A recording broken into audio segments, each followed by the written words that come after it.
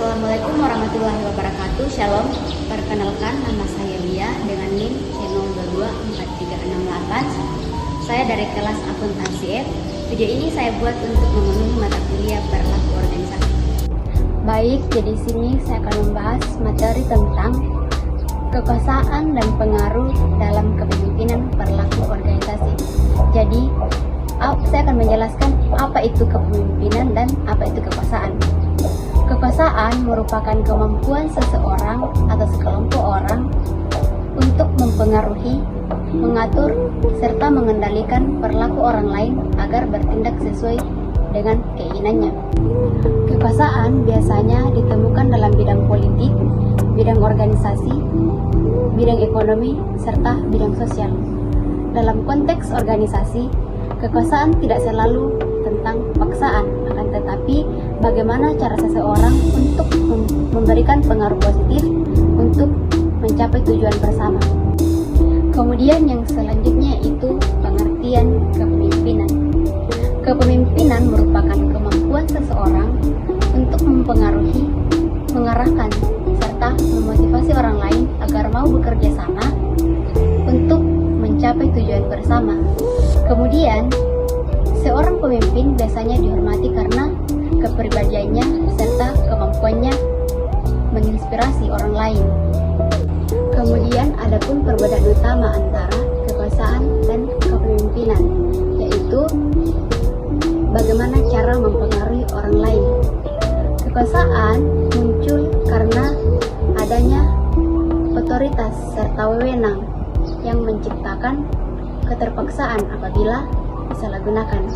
Kemudian, kepemimpinan muncul karena adanya keteladanan serta kepercayaan yang memunculkan loyalitas serta kerjasama.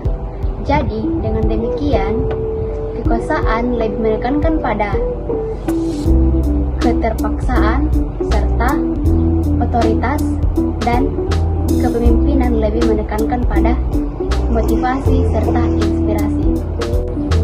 Kemudian adapun dasar-dasar kekuasaan. Yang pertama yaitu kekuasaan legitimasi. Kekuasaan legitimasi merupakan kekuasaan yang diterima serta diakui oleh orang lain yang didasarkan pada otoritas formal, hukum, norma, serta nilai-nilai dalam masyarakat. Kemudian yang kedua yaitu kekuasaan penghargaan. Kekuasaan penghargaan merupakan kemampuan seseorang memberikan imbalan atau hadiah sebagai bentuk motivasi untuk mencapai tujuan. Kemudian yang ketiga yaitu kekuasaan paksaan. Kekuasaan paksaan merupakan kekuasaan yang memaksa seseorang melakukan sesuatu dengan menggunakan ancaman, sanksi, serta hukuman. Kemudian yang keempat yaitu kekuasaan ahli.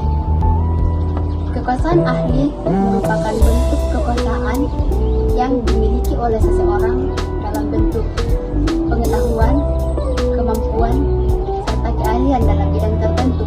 Kemudian yang kelima yaitu kekuasaan referensi.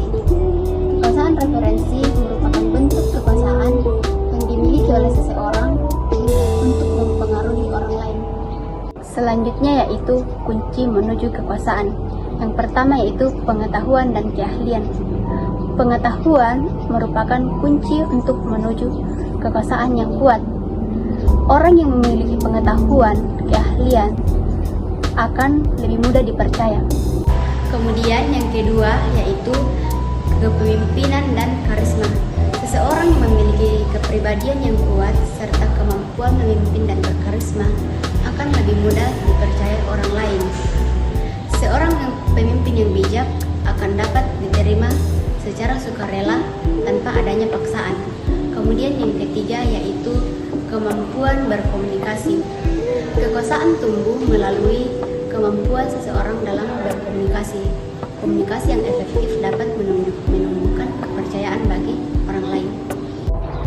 Yang keempat yaitu jaringan dan relasi. Hubungan yang luas dengan orang-orang yang berpengaruh merupakan jalan yang penting untuk menuju kekuasaan. Hubungan ini penting untuk mendapatkan informasi serta dukungan dalam suatu organisasi. Yang kelima yaitu disiplin, strategi, dan perencanaan. Kekuasaan tidak diperoleh hanya secara kebetulan, akan tetapi dibutuhkan strategi, kedisiplinan dalam mencapai pengaruh dalam suatu organisasi.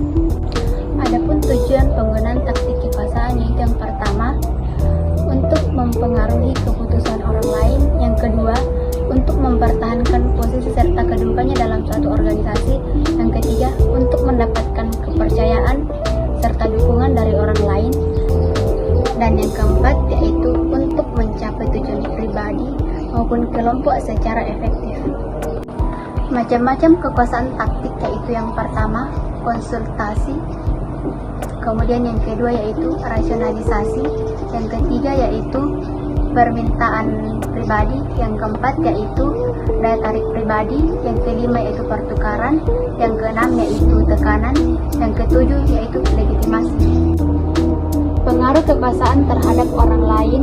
Kekuasaan sangat berpengaruh besar dalam kehidupan sehari-hari, baik itu pada sikap maupun berlaku terhadap orang lain. Adapun dampak negatif dan positifnya.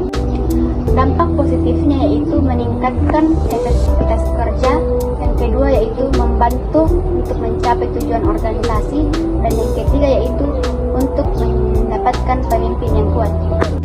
Kemudian adapun dampak negatifnya yaitu yang pertama, menimbulkan penyalahgunaan wewenang, yang kedua memunculkan ketakutan serta tekanan psikologis, yang ketiga yaitu menghambat kreativitas serta partisipasi apabila disalahgunakan. Sekian pembahasan materi dari saya tentang kekuasaan dan pengaruh dalam kepemimpinan